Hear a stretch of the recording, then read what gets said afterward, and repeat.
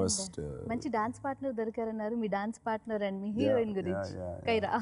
I mean she's a fine artist. ఇంత ముందు సినిమాలో కూడా మనం చూసాం. అవును. అండ్ ఏదో అటువైపు నుంచి వచ్చింది కదా, మన లాంగ్వేజ్ కానీ మన కైండ్ ఆఫ్ పర్ఫార్మెన్స్ అర్థం అవుద్దా అనుకుంటే నాకు చాలా ఈజీగా కో యాక్టర్గా నాకు చాలా హెల్ప్ అయ్యారు. అండ్ డాన్స్ పార్ట్నర్గా చెప్పాలంటే నేను పనిచేసిన డాన్సర్స్లో one of the most expressive and fine dancer. And Danayya గారు, వారి టార్గెట్ ఎప్పుడు ఎక్కడో ఉంటుంది. సో వారి సపోర్ట్ ఎలా ఉంది? ఒకటేనండి, జ్యూస్ నాదైనా గ్లాస్ అయింది. ప్రొడ్యూసర్ ఎప్పుడైనా సరే. మాకు ఇప్పుడు గ్లాస్ అంటే టీ కప్పు, ఈ గ్లాసే గుర్తొస్తుంది మరి. సో ఈ సినిమాకి ఎంత న్యాయం చేయాలో దానికి ప్లస్ చేశారండి ఆయన. ఓకే, చాలా చిన్న మాట, ఇంకా పెద్దవి మాట్లాడాలి. బట్ న్యాయం దీనికి ఈ సినిమాకి ఏం కావాలో దానికి ఆయన ప్లస్ చేశారు.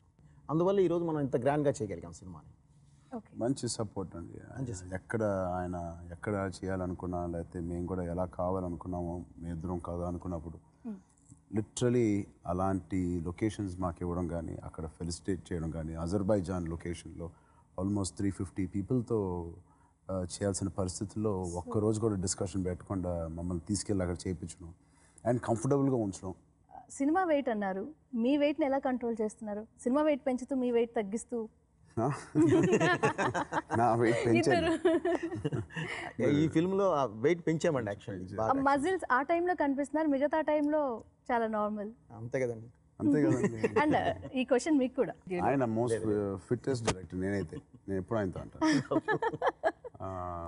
సో ఆయన ఇంకోటి చెప్పంటే బోయపాటి గారి సెట్లో నాకు నచ్చింది మోస్ట్ డిసిప్లిన్ సెట్.